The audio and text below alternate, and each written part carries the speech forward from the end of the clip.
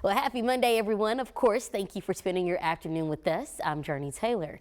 It's lunchtime, so let's check in on traffic out there. Right now, no major accidents or delays to report.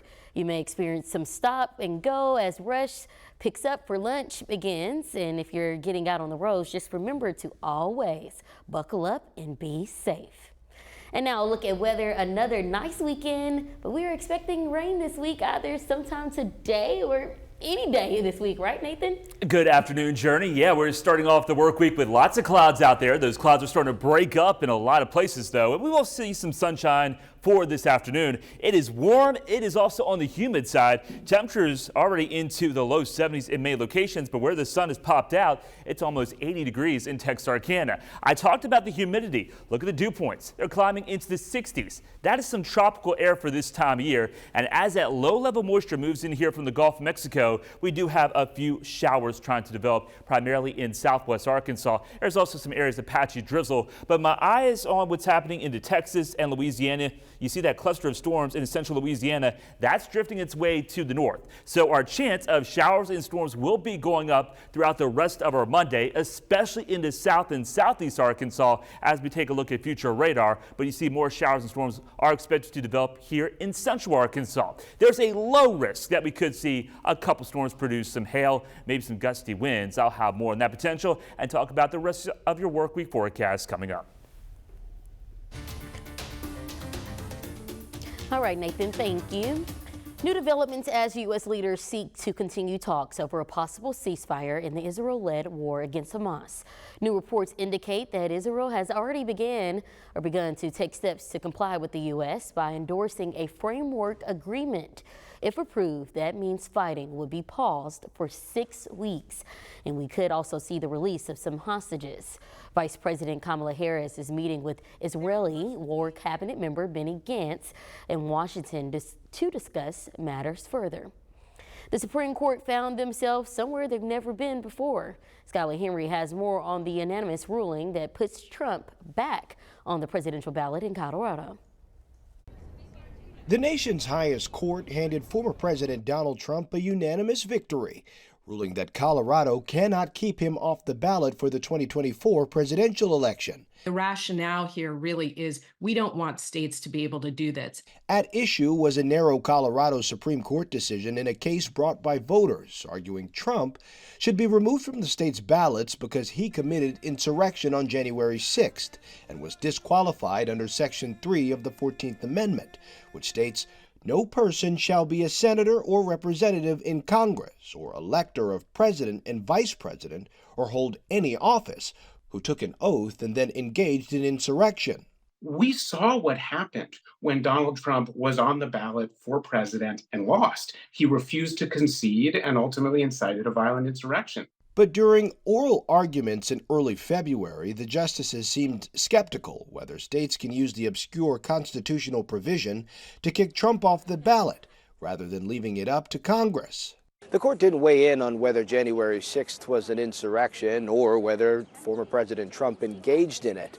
The justices instead focused on the structural issue, whether courts can go out on their own and enforce this Civil War-era provision, and the unanimous answer was no, they cannot. Without Congress helping us figure out who engaged in an insurrection, whether or not there's a problem, whether or not somebody has been found liable, guilty, whatever it is, it's not up to one state to do it. Congress needs to set the rules here. In a social media post, the current GOP presidential frontrunner called the Supreme Court decision a big win for America. Trump still faces criminal cases surrounding the events of January 6th. Skylar Henry, CBS News, Washington. Former UN Ambassador Nikki Haley is celebrating after snagging the win last night in Washington, D.C. Haley made history, becoming the first woman to win a Republican primary in American history. The win also marks her first victory in the 2024 race for president. While it may not land her the Republican nomination, Haley thanked her voters, and Trump, on the other hand, continues to rally his supporters. We need each and every one of you to get every patriot that you know and turn them out to vote.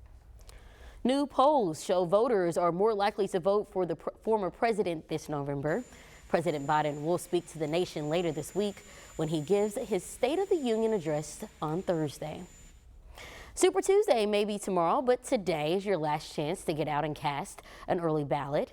Here's a look at where things stand in just a few of the counties ahead of Election Day. Pulaski County leads with 17,000 votes cast over the weekend.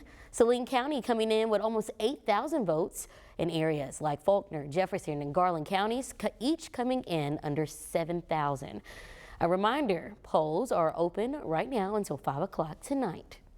Now, when you decide to head out to the polls, here's what you can expect to see on your ballot. On the Republican side, Donald Trump and Nikki Haley are competing to become the GOP nominee. And for Democrats, President Biden faces challenges from Minnesota Representative Dean Phillips and author Marianne Williamson and others. You'll also vote on several state House and Senate races, as well as local judicial elections based on where you live. For a further look at things, you can visit thv11.com, or you can have all that information directly at your fingertips by pulling out your cell phone and texting the word VOTE to the number on your screen.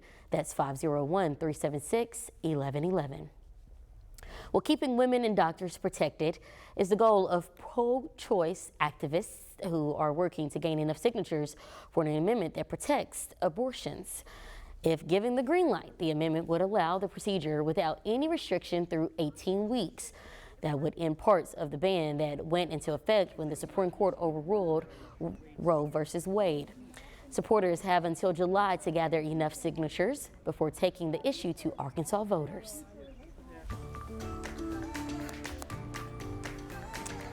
A little over a month from now, Arkansas residents will witness an event that happens once in a blue moon. Governor Sanders is joining with RDOT in the State of Division of Emergency Management to share how they will prepare for the eclipse on April 8th. So far, we know the Division of Emergency Management will launch a new online dashboard.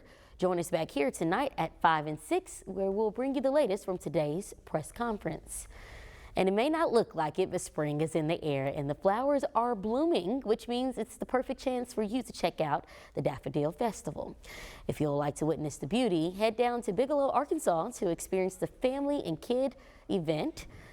The festival lasts through March 10th and it is free to attend. It's been around for 46 years and gives you plenty to look forward to.